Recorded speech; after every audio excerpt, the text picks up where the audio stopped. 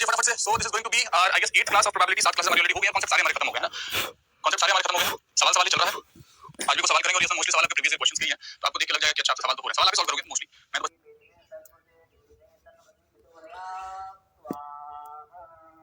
इस क्वेश्चन में क्या करना है, इस क्वेश्चन में कुछ नहीं करना है। सर्कल है उसके अंदर कोई पॉइंट है, सर्कल से सेंटर की वो पास है, क्लोज है, तो मतलब एक और सर्कल बना दो, वो पॉइंट हो गया वहाँ पर।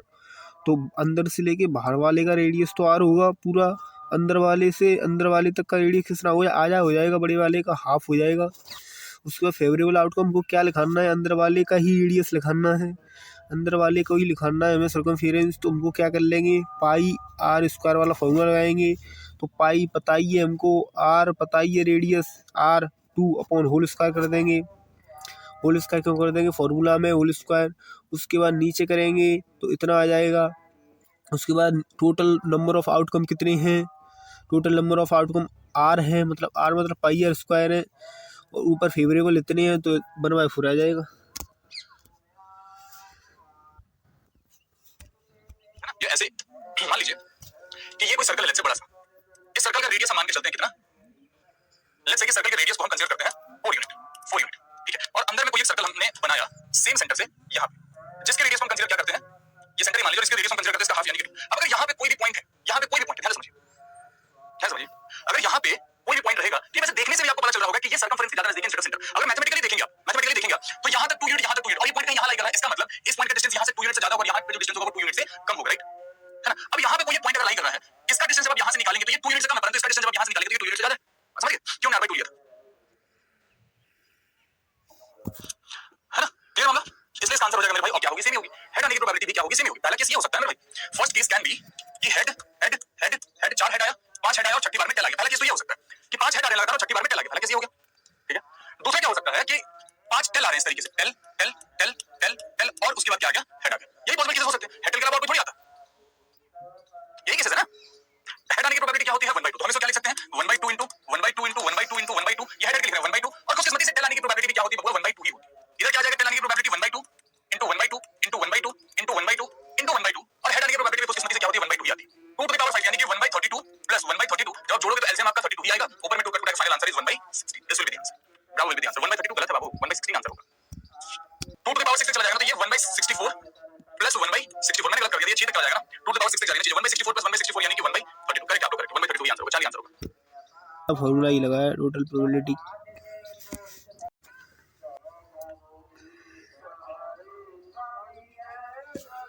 ये क्वेश्चन बहुत इजी था, बस उसमें क्या था, इसमें बोला है 6th टाइम तो 6वें टाइम पे या तो हेड आए, मतलब डिफरेंट आए दोनों से, या तो हेड आ सकता है 6th टाइम पे, या टेल आ सकता है, दोनों में तो एक ही आ सकता है, अलग तो कोई आएगा नहीं, 2 ही आ सकते हैं बस, इसलिए ऐसे कर देंगे। कहानी ये हुआ कि एक्जेक्टली 3 जेंटलमैन होने चाहिए, इसमें 3 जेंटलमैन ही होने चाहिए।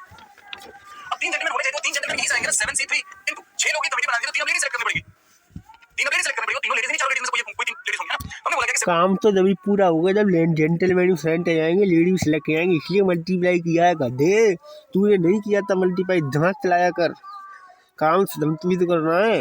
3 into 4C3 ये है फेवरेबल केसेस, तो प्रोबेबिलिटी क्या हो जाएगा, 7C3 into 4C3 अपॉन में 11C6, राइट। वैल्यू फाइंड करते हैं, 7C3 की 7 6 5 4 फैक्टोरियल तो पड़ जाएगा, नीचे में 3 गुना 2, इधर आते हैं 4C3 को तो 4 ही लिख देंगे सीधे, बाकी तो कट जाएगा। 11C6 को क्या लिख सकते हैं, 11 10 9 8 7, 6 फैक्टोरियल कट जाएगा, नीचे में आ जाएगा 5 4 3 2, देखते हैं क्या कुछ कटा, 3 दूनी 6 अपने पास कट गया, इधर क्या कटा 5 दूनी 10 अपने पास कट गया, 4 से 2 बार में ये कट गया, 3 से 3 बार में ये कट गया। अब देखते हैं क्या कुछ बचा है अपने पास कैलकुलेट करने के लिए। जब न्यूमरेटर पर नजर लगाते हैं तो 7 into 5 into 4, और डिनोमिनेटर पर नजर डालें तो ये तो खत्म हो चुका, ऊपर अपने पास बचा है 11 into 3 into 2 into 7, 7 से 7 जा रहा है, 2 से 2 बार में ये गया, 5 दूनी 10 10 अपॉन में 33 आंसर आ रहा है, 10 अपॉन में 33, this will be the answer.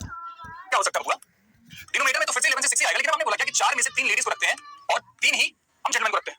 चौथा तीसरा और आखिरी केस क्या होगा कि डिनोमिनेटर में तो भैया 11 से 6 ही आएगा, नो डाउट। अब ऐसा करते हैं, चारों की चारों लेडीज को रख लेते हैं और मेन केवल इस बार हम 2 इंक्लूड कर रहे हैं, यही केस होगा, इसके अलावा कोई केस नहीं होने वाला है, इसके अलावा there will not be any other case. अब वैल्यू फाइंड करते हैं सबकी, ये नेगेटिव में क्यों नहीं किया, उसमें 0 1 तक तो जाते ही ना, यहां पे एक केस एक्स्ट्रा सॉल्व करना पड़ता है, that is only difference. Positive से भी बराबर ही एफर्ट लगेगा, 4 से 4 की वैल्यू तो 1 हो जाएगी, 7 से 2 की क्या होगी 7 6 5 फैक्टोरियल कट जाएगा, नीचे में 2 आ जाएगा, और इसको 11 से 6 रहने देते हैं, कॉमन आंसर। अब देखते हैं क्या कुछ कर रहा है, 3 दूनी 6 ये कट गया, 3 दूनी 6 2 3 6 is equal to common LCM मेरे भाई अपना 11C6, यहां क्या बचा, लेट्स फाइंड आउट। 3 दूनी 6 6 7 3 दूनी 6 6 5 30 और 7 21 210 210 प्लस इधर देखिए बच्चों के 20 7 दूनी 14 140 प्लस इधर देखिए तो 7 21 21 11 से 6 की वैल्यू अलग साइड में फाइंड कर ले, इधर देख 6 6 is find out. 3 2 3 6 is equal to common LCM मेरे भाई अपना 11c6। यहां क्या बचा, लेट्स फाइंड आउट। 3 2 6 6 7 3 2 6 6 30 और 7 21 210 210 प्लस इधर देखिए बच्चों के 20 7 2 14 140 प्लस इधर देखिए तो 7 21 21 11 से 6 की वैल्यू अलग साइड में फाइंड कर लेगा, है ना। 11 से 6 की वैल्यू साइड में अलग से जगह फाइंड कर लेते हैं। 11 10 9 8 7 6 कट जाएगा, नीचे में आ जाएगा आपका 5 4 3 2। क्या कुछ करता है देखते हैं। 5 दूनी 10 इसको काट देंगे, 4 से ये 2 बार में ये गया, 3 से 3 बार में ये गया। क्या बचा बाबू 11 गुना 3 दूनी 6 7 42 मल्टीप्लाई करना क्या, मल्टीप्लाई ना भी करें तो 11 42 भी लिख के हम कैलकुलेट कर लेते हैं। चलिए इधर आते हैं, हमने डिनोमिनेटर में रखा 11 42। न्यूमरेटर में क्या रहा जोड़े जरा,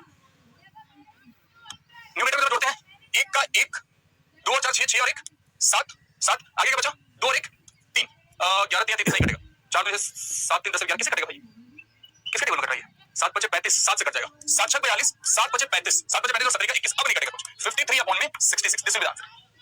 very good, delta we be the answer. कोई फर्क नहीं पड़ेगा कि इसमें एग्जैक्टली 3 जेंटलमैन बोले पहले वाले में तो दूसरे वाले में भी उसी हिसाब से चला है। वो तो अलग क्वेश्चन है, तो अलग क्वेश्चन के हिसाब से एटलीस्ट 2 लेडी बोलिए तो 2 भी ले सकते, 3 भी ले सकते, 4 भी ले सकते, 4 से ज़्यादा ही ले सकते, क्योंकि 4 से लेडी है ही नहीं।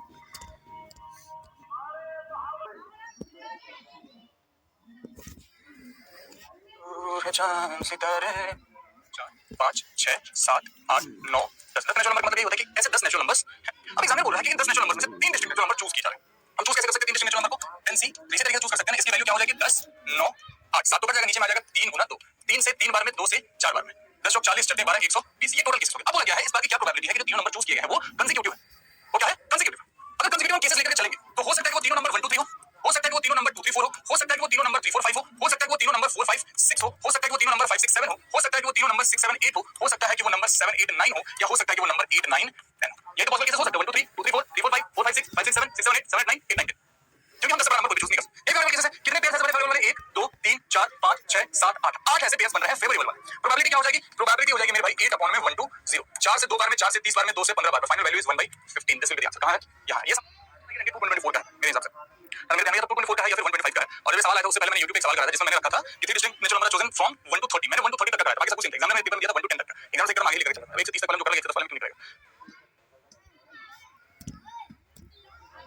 उनमें 3 के बराबर हमने दूसरे साइड लिखा हुआ है क्या कि 3 PC is equals to 2 PB। तो यहां से हम बोल सकते हैं कि PC जो है दिस इज 2/3 PB। अब एक और चीज पता चला कि PB की वैल्यू हमारे पास ऑलरेडी थी, तो PB की वैल्यू हमने A के फॉर्म में निकाली, वो यहां पे पुट कर देते हैं 2/3 into 4/3 into PA। क्या हो गया ये 8/9 into PA। अब बोला गया है क्या कि म्यूचुअली एक्सक्लूसिव और एग्जॉस्टिव इवेंट, अगर म्यूचुअली एक्सक्लूसिव और एग्जॉस्टिव इवेंट है तो इसका मतलब PA एक्सक्लूसिव और एग्जॉस्टिव इवेंट, अगर म्यूचुअली एक्सक्लूसिव और एग्जॉस्टिव इवेंट है तो इसका मतलब PA plus PB plus PC की वैल्यू क्या होगी 1 के बराबर होगी।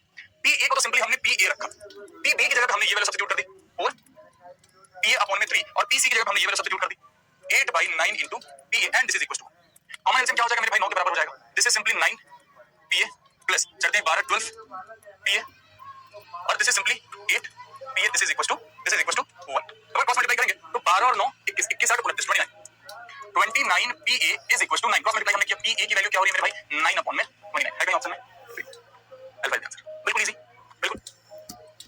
Mutually exclusive and exhaustive event होते हैं उनकी प्रोबेबिलिटी 1 होती है।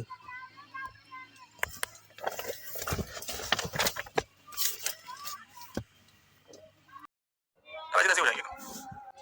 हाँ सही बात है, किसने सही लिखा था कि जब तक किताबों से सीख रहे हो तुम्हें बहुत तकलीफें दिख रही है, जब जिंदगी सिखाएगी ना बाबू ऐसे हो जाएगी। बेहतर है किताबों से सीख लो अच्छे से, जिंदगी जब सिखाने में आती है ना तो पर अफसोस अफसोस अफसोस यही चीज होती है दिमाग में, काश काश काश काश उस समय ये कर लिया, काश उस समय ये कर लिया, काश उस समय ये कर लिया, और उस काश का तुम कुछ कर नहीं पाओगे। राइट अब ब्लैक बॉल आने की प्रोबेबिलिटी क्या होगी, दो ब्लैक बॉल के टोटल कितने बोलते 6 4 10 2 12 यानी कि 2/12 2/12 into 2/12 प्लस येलो की प्रोबेबिलिटी कितनी 4/12 4/12 4/12 प्लस व्हाइट आने की प्रोबेबिलिटी 6/12 6/12 6/12। ये बात सबके भेज में गई, बट ब्लैक तो दो ही है, तो दो ही रखा है 2/12 2/12 2/12 विद रिप्लेसमेंट लिखा हुआ है। दक्ष थप्पड़ मारेंगे श्रेयन दक्ष जो भी बोल रहा है ब्लैक तो दो ही है, इतना मारेंगे भिखारी भीख नहीं देगा तुम लोगों को। लिखा हुआ क्या यहाँ पे अच्छे से समझाया था, विद सक्सेशन विद रिप्लेसमेंट, यहाँ पे रिप्लेसमेंट लिखा हुआ है, कहानी बताई थी डब्बे में हाथ डाला तुमने निकाला अच्छा करिया है, फिर तुमने रखा, फिर डब्बे में हाथ डाला फिर निकाला, फिर से करिया है, फिर डब्बे में हाथ डाला फिर निकाला फिर करिया है, एक एक करके निकालनी है ना। विद सक्सेशन लिखा हुआ, विद सक्सेशन विद रिप्लेसमेंट। अब कहानी समझ में आ गई, जो बोल रहे हैं ब्लैक दो है ब्लैक दो है ब्लैक दो है, फटाफट से नकल पुशअप्स लगा लो, 20-20 नकल पुशअप्स लगाएंगे फटाफट से। नकल पुशअप कैसे लगाते हैं, इस पे नकल पुशअप लगाएगा तो 20-20 नकल पुशअप्स।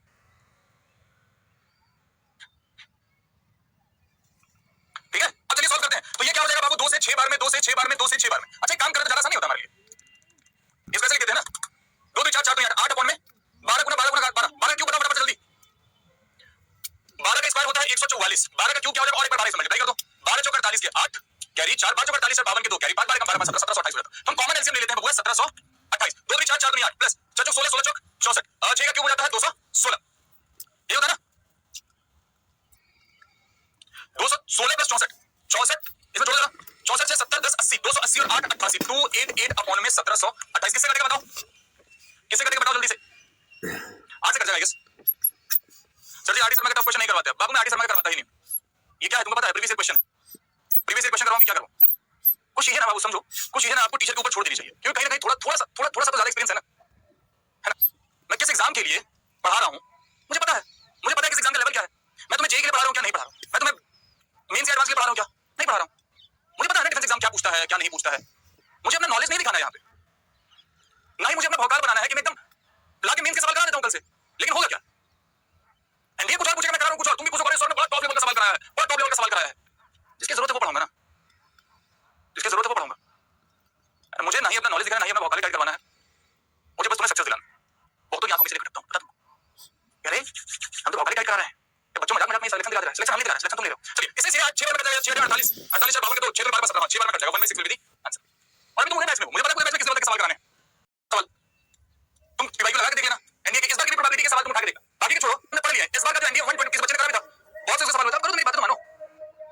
जो बोल रहा हूं तो करो, ए का negative target 5 times 6 pendant depend इसलिए है मेरे भाई, क्योंकि अगर ए की गोली निशाने पे लग रही है तो उससे बी को कोई फर्क नहीं पड़ रहा है, बी की गोली भी निशाने पे लग सकती है, या ए की गोली अगर नहीं लग रही है तब भी बी की गोली बिल्कुल निशाने पे लग सकती है, ए और बी अगर दोनों में मिस कर जाते तो भी सी को कोई फर्क नहीं पड़ेगा, सी की गोली बिल्कुल निशाने पे लग सकती है, तो इसका मतलब क्या हुआ कि भैया ये क्या है, इंडिपेंडेंट डिपेंड है, किसी एक के होने या ना होने से दूसरे को फर्क नहीं पड़ रहा, किसी एक के होने या ना होने से दूसरे को फर्क जो बुद्धि जगह चला जाएगा पागल साली पॉइंट तेरे मरो रो बुद्धिहीन, साथ ससुर रखेंगे साथ में तो बनना हुआ है कभी